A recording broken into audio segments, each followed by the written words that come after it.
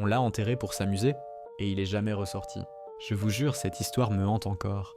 J'étais en Russie, c'était en 2014, j'avais 22 ans. On était 4, soirée vodka, on avait déjà bien explosé le niveau.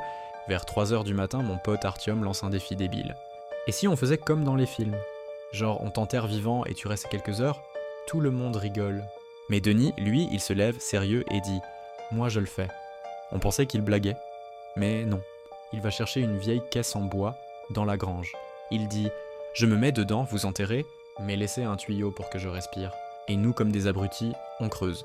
Un trou dans le jardin de son oncle, profond d'1,50 m. On pose la caisse dedans, il s'allonge, on lui file un tuyau d'arrosage coupé, on referme la boîte et on commence à balancer la terre. Il disait rien, pas un mot. On rigolait, mais lui non.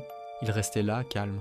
Une fois que tout était recouvert, on a tapé sur la terre et crié « Tiens bon frère, t'es un guerrier ».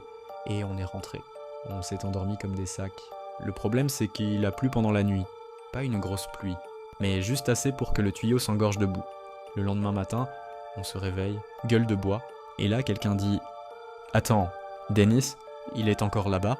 On court dans le jardin, on creuse à la pelle comme des fous, on ouvre la boîte. Et là, il est là, figé, les yeux ouverts, mort asphyxié.